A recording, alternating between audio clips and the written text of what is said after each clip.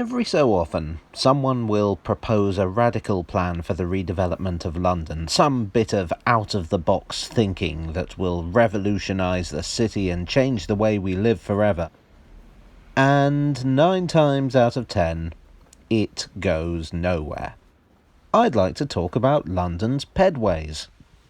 Following the Second World War, it was decided that London had to change. The roads were congested and often dangerous. Architects Charles Holden, famous in London for his work on the Underground, and William Holford proposed a bold new strategy in 1947. Separate the pedestrians from the roads altogether. Put the pedestrians on raised walkways. Not much was done with the idea until the mid-60s, when the City of London started taking the idea seriously. The concept was less about protecting pedestrians and more about making life easier for motorists. This was an era when the car was king. Railways were being closed, motorways were being built up and down the country, and the Minister for Transport, Ernest Marples, was a majority shareholder in a road-building firm. With such attitudes in place, pedestrians were just a pain in the backside for Britain's city planners. The Pedway concept in London was a series of elevated walkways at approximately first-floor level, some 30 miles in total.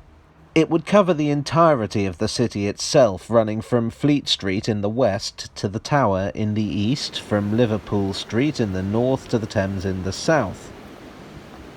There was no formal announcement of the scheme, it just sort of appeared one day in 1965 in a council document. So what brought the concept of the Pedway tumbling to earth? Well, lots of things. For one thing, there were issues for the emergency services. The fire brigades couldn't access them with their equipment. The police weren't sure where they stood legally. Were they public or private land? And, therefore, whose responsibility was it to patrol them? The 60s also saw a growing interest in conservation and a rebellion against the idea that the old had to be swept away for the new. The pedways were, to use a phrase I keep using in these videos, functional but not cosmetic, plain and angular with little to no ornamentation. And worse, they blocked the view of things that weren't plain and angular.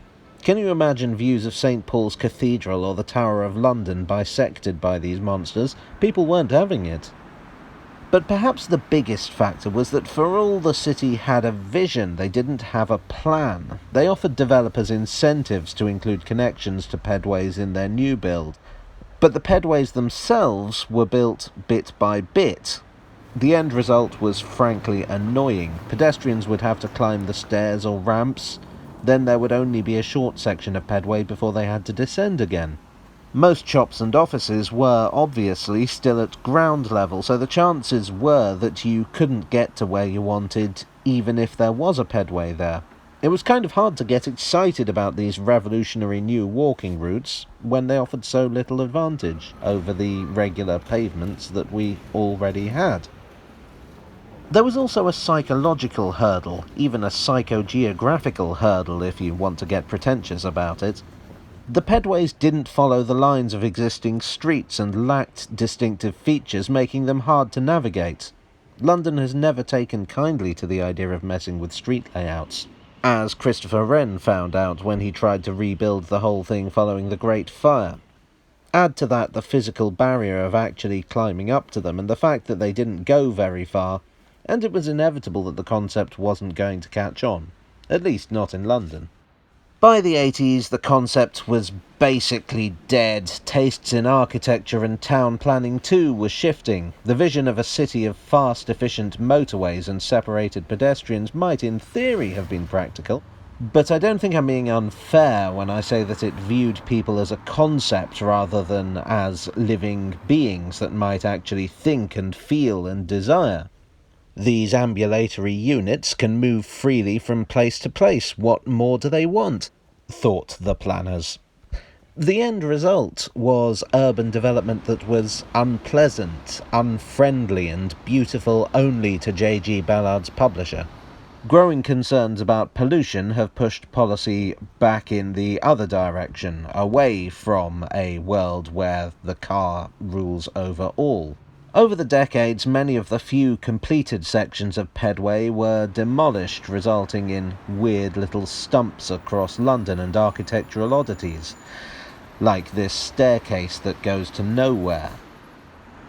The closest we've come to Holford's and Holden's vision is probably the area around the Barbican Centre and the Museum of London, and I know from your comments how mixed people's opinions are on that.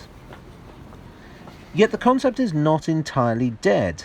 London Wall Place is the first of a new type of pedway, more organic and less imposing than its older counterparts, with its curves, its wooden planks, its deliberately rusted cladding, plant life, benches. If you'll allow me to once again dip into pretentiousness, Make architects, who designed the project, have appreciated that a street isn't just a conduit for people, but it's a space in itself. People spend time there, even if most of that time is spent in transit.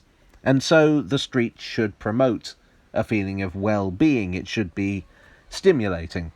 Time will tell whether this new approach is more successful than the old. I'm prepared to at least give it a chance. Hi all, I hope you enjoyed this video and will consider liking, subscribing and sharing. It's all good.